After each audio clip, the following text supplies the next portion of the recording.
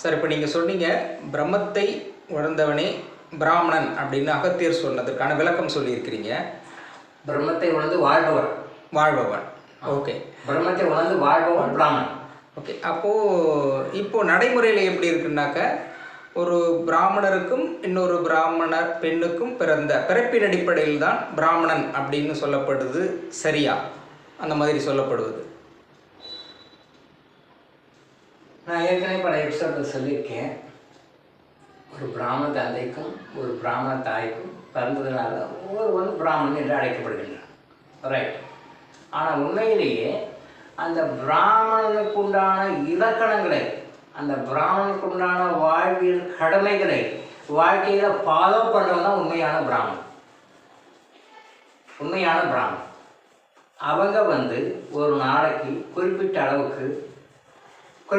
நேரத்துக்கு இறைவனை பற்றி தியானிக்க வேண்டும், இறைவனை பற்றி மக்களுக்கு சொல்லிக் கொடுக்க வேண்டும், இறைவனை பற்றியான விழிப்புணர்வை மக்களுக்கு ஏற்படுத்த வேண்டும். இதெல்லாம் ஒரு பிராமணனுடைய கடமைகள். அப்போது ஒரு வாழ்க்கையில் எப்படிலாம் வாழணும், எப்படிலாம் வாழக்கூடாது, எந்த மாதிரி இருக்கணும் அப்படின்ற விஷயங்களை சொல்லிக் கொடுப்பதற்காக படைக்கப்பட்ட ஒரு கம்யூனிட்டி பிராமணர் கம்யூனிட்டி.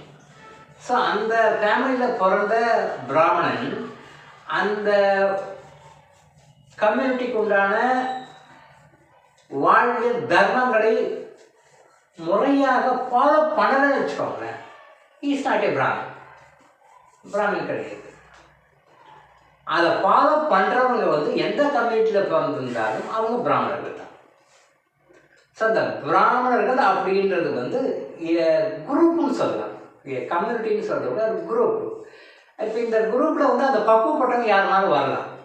அப்போது அந்த காலத்தில் பழங்காலங்களில் இந்த பிராமணர்கள் முறையாக அவங்க என்ன அந்த கம்யூனிட்டி எதுக்காக 2 நாள் படைக்கப்பட்டதோ அதை பர்பஸ் அவங்க கரெக்டாக பண்ணாங்க, செஞ்சாங்க. அதெல்லாம் முறையாக பிராமணர்கள் சொல்லுவோம்.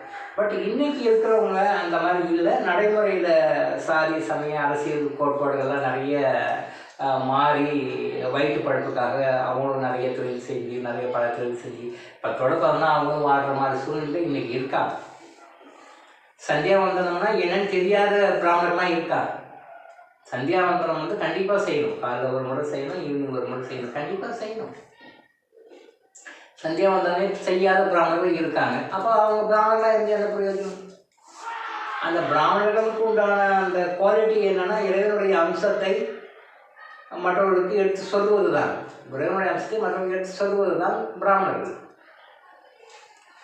லாஸ்ட் இயர் சிதம்பரம் நடராஜர் கோயிலில் வழிபடுவதற்காக ஒரு பெண்ணை தீட்சிதர் தாக்கிட்டார். ஒரு செய்தி நியூஸ் ஆக்கிற ஒரு செய்தி.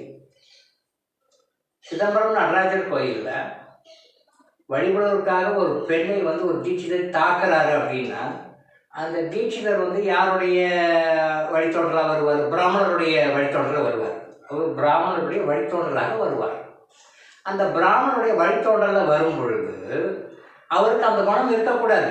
அந்த லேடி என்னவோ தப்பாக இருக்கட்டும், தப்பாக பிஹேவ் பண்ணியிருக்கட்டும், தப்பாக ஆக்டாக இருக்கட்டும், ஏதோ தப்பாக இருக்கட்டும், பட் அதை நீங்கள் அவாய்ட் பண்ணிவிட்டு மன்னித்து நீ வழக்கம் போல் எப்படி ட்ரெஸ் பண்ணணுமோ என்ன செய்யணுமோ செஞ்சுக்கணும். பட் அதை போய் தாக்குறேன்னா அந்த டீச்சர் பிராமணர் நீங்கள் எப்படி எடுக்க முடியும்? டீச்சர் பிராமணரா? அவர் பிறப்பினால் பிராமணர் அவர் நினச்சிட்டு இருந்தாலும் அவர் பிராமண அந்த அமைப்பை அவர் ஃபாலோ பண்ணு. அப்போ அதனால ஸ்டார்டிங் பிராமின் பேர டீச்சர் தான். ஒரு பிராமண தந்தைக்கும் தாய்க்கும் பிறந்திருப்பார். அப்படி இல்லை. இன்றைக்கி கோயில்களில் நிறைய தவறுகள் நடக்குது.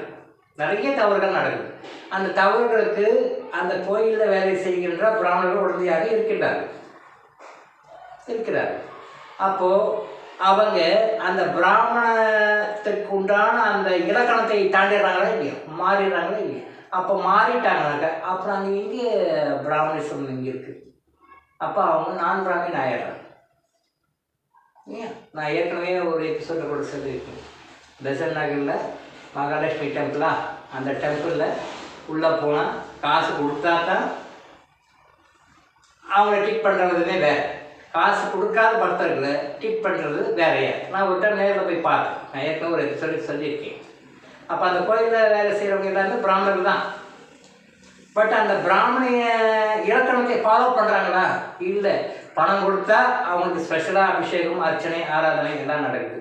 பணம் கொடுக்கலைன்னா அது அவங்களுக்கு கிடையாது. அது ஏதோ ரொம்ப ரொம்ப கேவலமாக ட்ரீட் பண்ணுறாங்க. ரொம்ப கேவலமாக ட்ரீட் பண்ணுறாங்க. ஒரு 10 நிமிஷம் அங்கேருந்து பார்த்தேன். அது தவறு. அப்போ பிஸ்னஸ் மாதிரி நடக்குது. அது ஒரு ஸ்டோர் மாதிரி, ஒரு பிஸ்னஸ் ஷாப் மாதிரி நடக்குது. It is not a temple.